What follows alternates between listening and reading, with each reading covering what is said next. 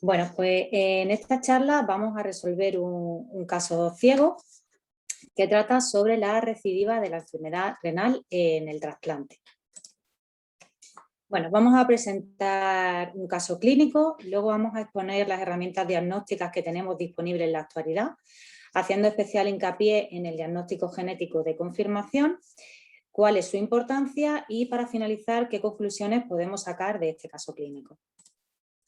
Por lo tanto, vamos a presentar este caso tal y como fueron ocurriendo los hechos. Bien, pues tenemos una paciente que actualmente tiene 37 años de edad, de sexo femenino y es originaria de aquí, de un pueblo de Granada. Bueno, pues nos remontamos al año 1989, donde con 5 años ya comenzó a presentar pues, alguna litiasis coraliforme, con extracción de cálculos, además que había tenido infecciones del tracto urinario frecuentes. Con 16 años tuvo que someterse a una nefrectomía izquierda por nefritis crónica por nefrolitiasis y además durante esos años tuvo numerosos ingresos por litiasis renal, con expulsión de cálculos y disminución progresiva del filtrado glomerular.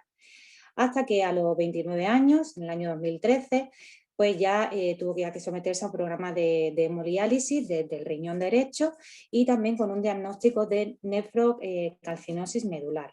Bien, bueno, pues vamos a imaginarnos que este caso nos ocurriera en la actualidad. ¿Qué herramientas diagnósticas tenemos disponibles?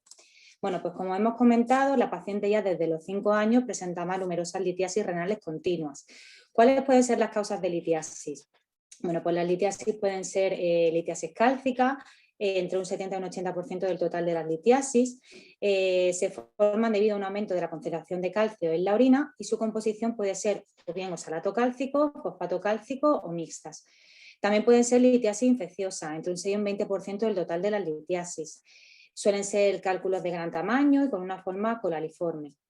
También podrían ser litiasis de ácido úrico, entre un 6 y un 17% del total de las litiasis. Normalmente se producen cuando la eliminación de ácido úrico en la orina es elevada. Y también podrían ser litiasis de cistina. Son las minoritarias y se producen por la eliminación de cistina en la orina. Aquí en este caso estaríamos hablando pues, de una cistinuria, que es una enfermedad familiar hereditaria que hace que el riñón excrete un exceso de varios aminoácidos, entre los que destaca la cistina. Bien, pues nosotros ahora lo que podríamos hacer sería analizar la composición de esos cálculos renales en el laboratorio. Con respecto a la nefrocalcinosis medular que también sufrió la paciente, recordemos que la nefrocalcinosis medular consiste en el depósito de calcio en el parénquima renal. Puede ser de dos tipos, puede ser nefrocalcinosis primaria y secundaria. La primaria se produce en estados de hipercalcemia, que pueden ser secundarias a hiperparatiroidismo, acidosis tubular renal o insuficiencia renal, y mayoritariamente afectan a la médula renal. También podemos hablar de nefrocalcinosis secundarias al depósito de calcio sobre un tejido dañado, ya sea isquémico, tumores, absceso o hematoma.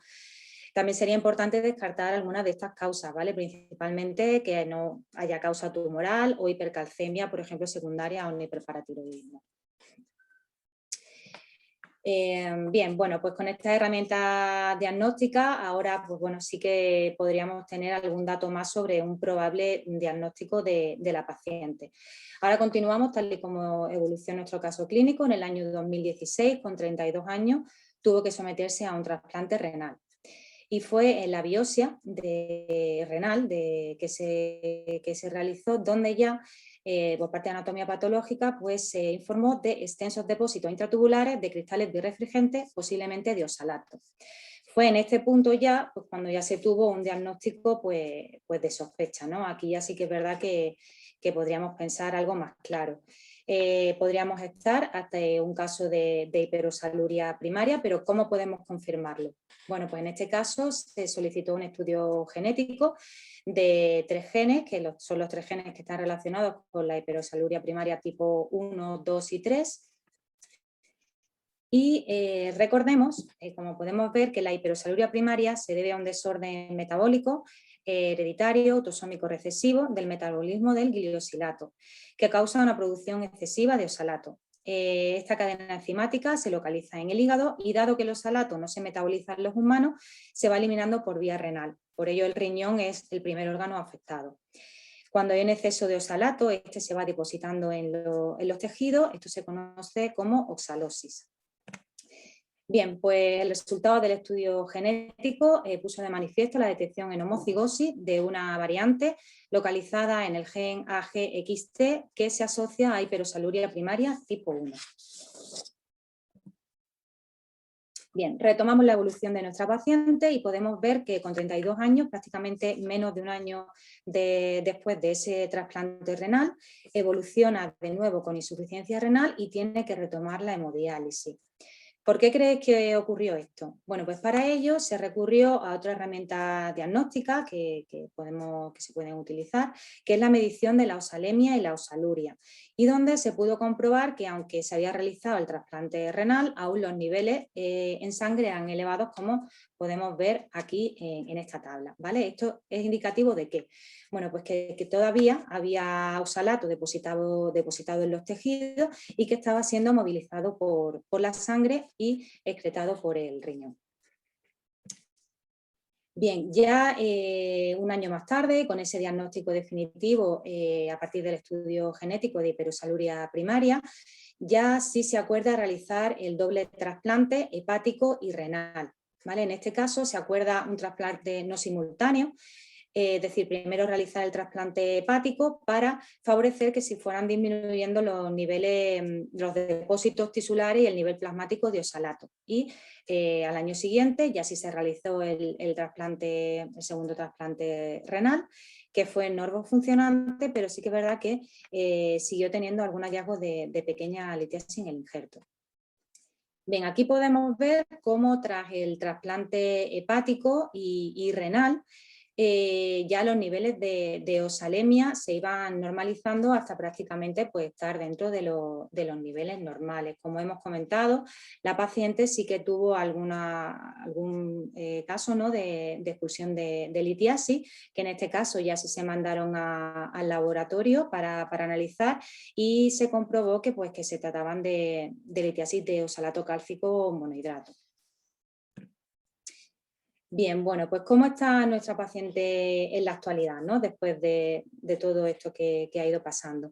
Bueno, pues la verdad que con el tema del COVID tuvo una infección al inicio de la pandemia, donde tuvo un deterioro de la función renal y además presencia de proteinuria. La función renal se fue restaurando, pero es verdad que persistió la proteinuria, sin llegar al rango nefrótico. Luego en el 2021, a final del año pasado, tuvo una reinfección por COVID y bueno, recordemos que estamos ante una paciente inmunodeprimida con las complicaciones que eso conlleva, ¿vale? Entonces es verdad que aunque la evolución en general fue buena, con alguna litiasis, pero bueno, es verdad que con el tema del COVID pues también estuvo más afectada. Bueno, ¿cuál es la importancia del diagnóstico genético? Principalmente es establecer un diagnóstico precoz de la enfermedad y un diagnóstico definitivo.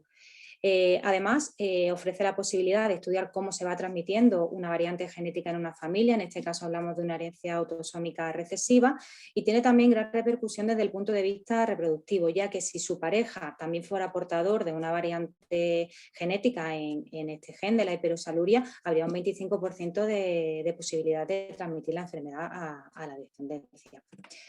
Mira, aquí tenemos el árbol genealógico que se fue recogiendo de la familia. Aquí tenemos a la paciente, como hemos dicho, es homocigota para esta mutación. Su hermana también se realizó el estudio, también es homocigota, esta afecta, pero es verdad que parece que tiene un curso más leve de la enfermedad. Su hermano también se realizó el estudio, que es heterocigoto. Su madre también heterocigota y su padre, aunque realmente no se realizó el estudio, pues bueno, se presupone que también sería portador sano de la enfermedad. Como comentábamos, desde el punto de vista reproductivo, se estudió también a su pareja, pues bueno, pues va a valorar si fuera portador, pues valorar algunas opciones reproductivas para evitar la transmisión de la enfermedad. Bueno, y como conclusiones, ¿qué podemos sacar de este caso clínico? Bueno, pues podemos decir que aunque la genética ha avanzado mucho en los últimos años, aún todavía entre un 30 y un 40% de los casos se descubren tras un trasplante renal fallido, como nos pasó en nuestra paciente y analizando el tejido de la biopsia renal. Además, también, debido a que tiene un carácter recesivo, pues es verdad que pasa desapercibido en varias generaciones. El tratamiento de elección ahora mismo, como hemos comentado, es el trasplante hepático seguido de un trasplante renal y muy importante, pues bueno, que los avances en genética también van a permitir, como ya se ha comentado anteriormente, pues el desarrollo de fármacos que sean específicos y mucho más dirigidos a esta enfermedad y a otras. Y nada más, muchas gracias.